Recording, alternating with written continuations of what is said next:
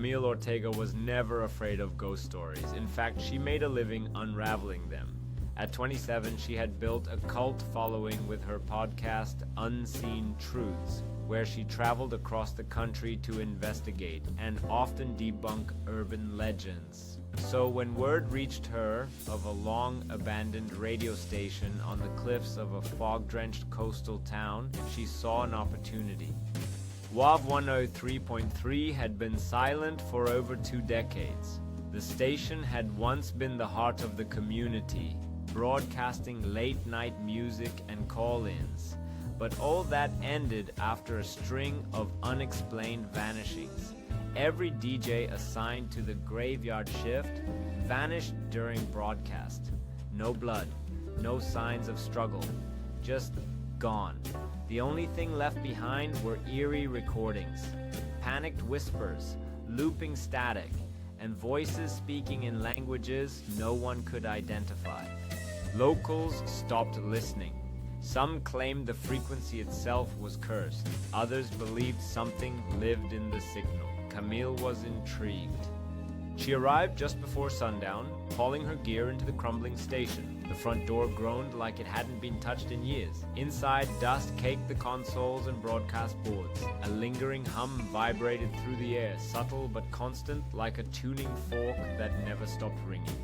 She set up cameras, recorders, even a live feed for her listeners. She greeted her audience confidently, mocking the station's so-called curse. But as night fell and the last traces of light disappeared over the cliffs, the station began to change. Her phone battery, which had been full, dropped to 0 in minutes. Her cameras glitched. Her microphone picked up voices, low, whispering, saying things she hadn't spoken. One voice repeated a phrase in a stilted, ghostly rhythm. "Don't let the signal find you." At 2:17 a.m., the main console powered on. No electricity, no explanation. The on-air light flickered red. Camille's voice began playing through the speakers, but it wasn't her. It was her screaming desperately. It was a recording she had never made. She scrambled to shut it off, but the equipment refused to respond. The air thickened, pressing in on her lungs. From somewhere above, footsteps echoed. Panicked, Camille fled into the archives, slamming the door behind her. Inside, rows of cassette tapes lined the shelves. She picked one labeled simply 303.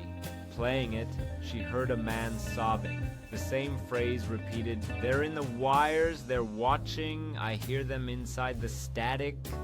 Then the door creaked open. Camille backed against the wall, eyes wide. Outside the room, figures began to appear, transparent, shifting, flickering like projections. They stared without eyes, mouths moving in unison, with the garbled voices now blasting from the intercom system. They weren't speaking, they were broadcasting. At exactly 3:03 a.m., the recording booth door slammed shut. The red light glowed, and then silence. When morning came, the station was empty. No signs of struggle. Camille's gear was still in place. Her car sat untouched. But that night, for the first time in 20 years, WAV 103.3 came back on the air. Static hissed. Then Camille's voice. "I'm not alone. I'm still here. Please." The message cut out. Then it repeated and repeated. Listeners across town tuned in, frozen in place. The dead frequency had returned. As the town held its breath, questions lingered in the air.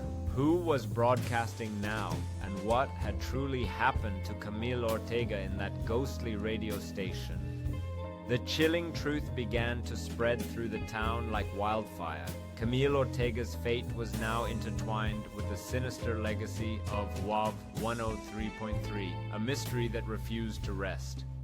With every broadcast, the legend of WAV 103.3 grew, captivating some and terrifying others, as the line between reality and the supernatural blurred more with each passing night. As rumors of Camille's haunting messages spread, a new generation grew curious, drawn to the legends surrounding the station, eager to uncover the truths hidden in the static. Determined to confront the mystery themselves, the brave souls crossed the threshold into the darkness, unaware of the forces that awaited them within the haunted walls of WAV 1033.